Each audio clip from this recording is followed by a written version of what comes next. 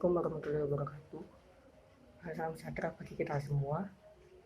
Perkenalkan, nama saya Bagus Eri Saputra, NIM 1904056425 dari Prodi S1 Sosiologi.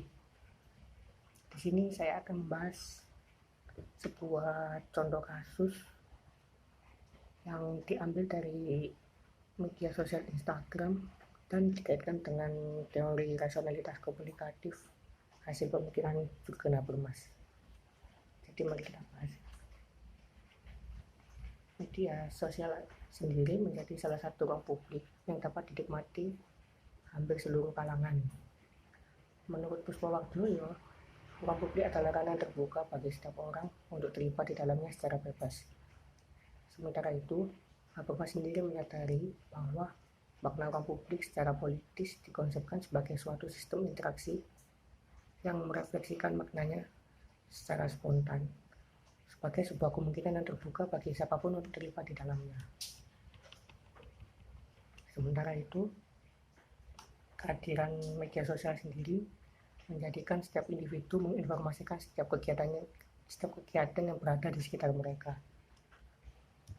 Sebagai contoh adalah ketika kita melakukan CFD di hari Minggu atau kita melakukan liburan, dan kita akan sebisa mungkin mengupdate hal tersebut melalui media sosial yang kita miliki. Selain itu, banyak informasi yang didapat dari media sosial yang tidak direkam dalam media massa. Sebagai contoh, ketika ada kasus pembunuhan yang baru terjadi sekitar 10 menit lalu, maka berita tersebut menyebar dengan cepat melalui media sosial yang disebarkan oleh tetangga-tetangga dari korban pembunuhan tersebut. Hal ini yang menjadi salah satu kelebihan media sosial dibandingkan media massa. Selain itu, ruang publik sendiri pertama kali diperkenalkan oleh Jurgen Habermas itu sendiri. Menurut Jurgen Habermas, ruang publik dapat dijadikan sebagai ruang yang terletak di antara komunitas ekonomi dan negara. Tempat publik melakukan diskusi yang rasional, membentuk opini mereka, serta menjalankan pengawasan terhadap pemerintah.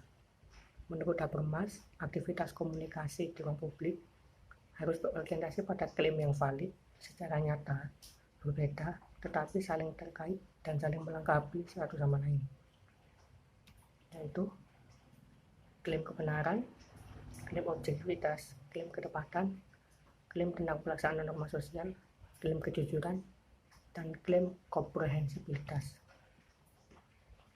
Menurut Habermas, dalam ruang publik atau media sosial, ada beberapa syarat validitas klaim yang meliputi kebebasan setiap orang berbicara, menyatakan sesuatu yang dapat dimengerti tanpa memaksa orang lain, meyakinkan diri sendiri bahwa meliputi pernyataan dan bisa dimengerti, serta tercapai kesepakatan antara penutur informasi dengan lawan bicara. Sebagai contoh kasus, saya mengambil dari Instagram resminya Bapak Bupati Sidoarjo.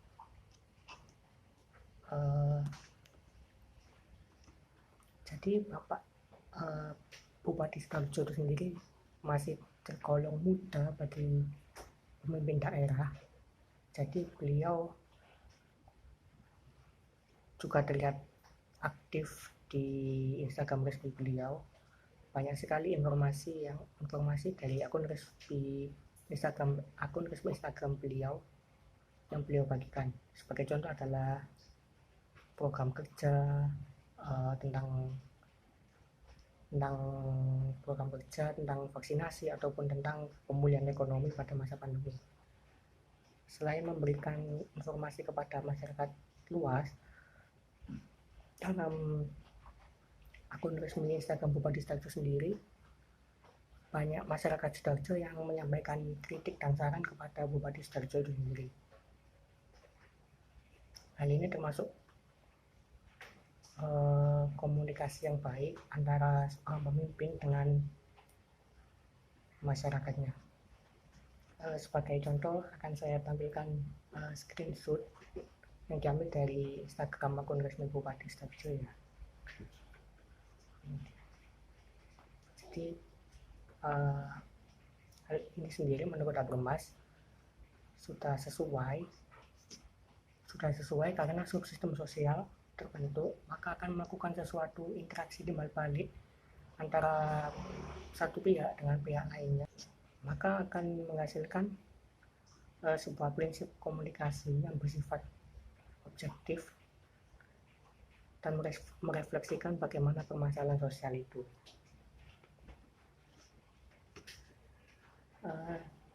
Cukup sekian dari saya. Terima kasih.